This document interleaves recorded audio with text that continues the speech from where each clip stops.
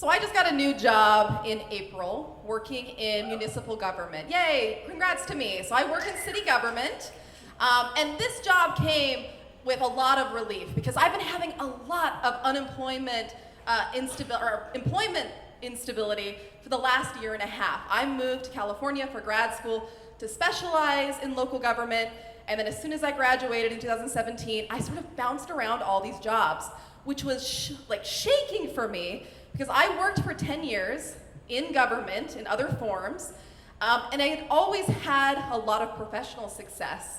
My work spoke for itself, but people also got along with my personality. And then suddenly I graduate, and back to back, I have these two terrible bosses who I don't get along with. Who knew that egos were so big in LA?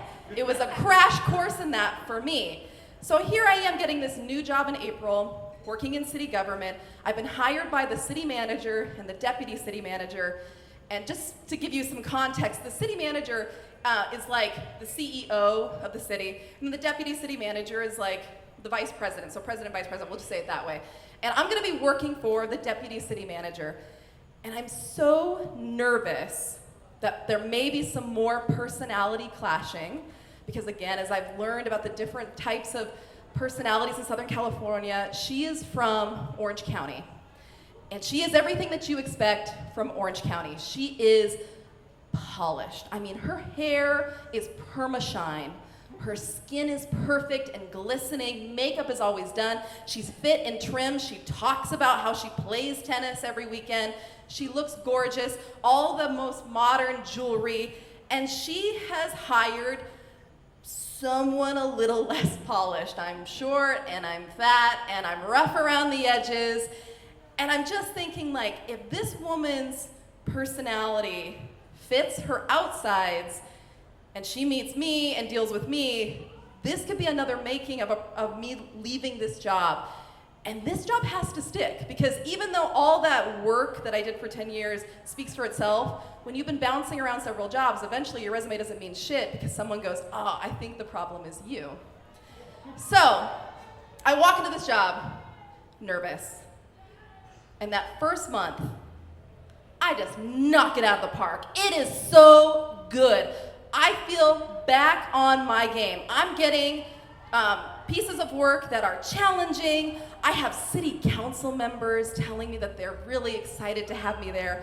I have coworkers saying, maybe one day you might be the deputy city manager. That's a big compliment in only a month. And even residents, and it's hard to build a reputation with residents in such a short amount of time, are saying to me after city council meetings like, hey, you seem like a good fit in this city. We're excited to have you. So I'm feeling great 1 month in. May comes along. My beautiful boss asks me up to her desk so she can show me something on her computer. Her desk is set up where she sits at an open-facing, like front-facing desk to the public with the city clerk, so people can see right on to her. And I bound up to her desk like the eager puppy that I am to keep showing everybody that I'm meant to be here. And I go to sit in the city clerk's chair. The city clerk is not there. And of course, these are typical office chairs. They're on rolling wheels. And so I go to sit down, and I don't shift my hips far enough back into the seat. So I put all my weight on the edge, and I do one of these. Of course, I yelp as I go down, right? Like, whoo! And my boss turns to me to look, but I don't fall all the way on the floor. I don't fall butt down all the way on the floor. Even my catches are totally on game right now. And I look down, and I'm like, oh no! Because there's a puddle right between my feet. I have pissed the floor of City Hall. And I gotta tell you, my boss, of course, she has turned around and she's looking, and we're both looking, and we're both going, is that what I think it is? And finally I say, with all the arrogance gone, I think I just peed myself. And she goes, okay, go to the bathroom, take off your pants, run them underneath the hand dryer. It's gonna be okay. So I make my way to the bathroom, which is, by the way, a public bathroom. There's no private bathrooms in City Hall. And I can't lock the door. So I'm just like trying to snap through this. I don't even take off my underwear. Like, I'm gonna dry my pants, put it back on over my soggy underwear. And of course the narrative in my head is like, well, there goes this job. You're the icky girl who just peed on the floor. And I'm gonna have to go back and be in front of my boss on my hands and knees, cleaning up this piss. So I make my way back out after I get my pants dry enough to pass for normal. I'm walking back, ready to do this disgusting work. She's nowhere to be found, and neither is the piss. The piss is gone. She comes back from the back area where there's a sink in the city manager's office, and she's drying her hands. My beautiful, pristine Orange County boss has wiped up my urine for me. And that's when I lost it. That's when I started to cry. Because it was one thing to pee on the floor of City Hall, it was another that this beautiful fairy had to ever touch it. And and she goes, nope, don't cry, it's okay. What do you want to do? I mean, beautiful, like what a unicorn. And I just say, I want to go home. Okay, pack your things, go home, it's okay. So I pack up my stuff and I start to head out the front door, like head down, and she goes, no, no, no, no. Go out the back so no one sees you.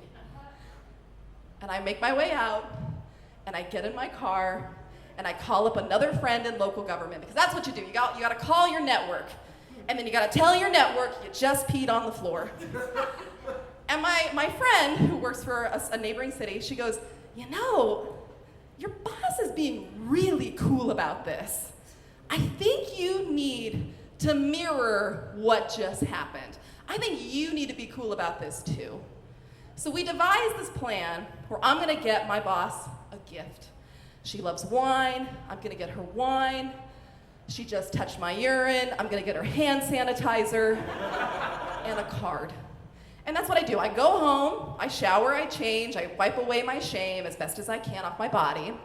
I go to my Bevmo, I find a bottle of wine called Urgency, and I have that picture on my phone if you don't believe me, right on the nose. Buy her the wine, buy the hand sanitizer, buy the card, and I put something on the inside that's something along the lines around, this is one of the most gracious things someone has ever done for me. Now let's forget it ever happened. The next morning, I leave that on her desk because I get in before she does. And she comes in, and all I hear over my cubicle is a ha ha ha ha, like beautiful laugh, and I know she's read it, and we never talk about it, ever again. I spend the month of May, no problem, still getting challenging work, still being lauded by my peers. It has never become a thing. Her personality, turns out, was just as beautiful as her outsides. And I wish this was the end of the story. The end of May, it's just me and the city clerk, and I'm about to walk into the city manager's office. And she goes, wait, you have a red spot on your dress. I'm wearing a white dress and I just got my period. Yes! So now we've got urine. Now we've got blood. So I think what I should be really anxious for in this job is not fitting in, but it's about going to a city council meeting and having eaten bad chicken and taking a shit. That is what I need to be worried about. Thank you.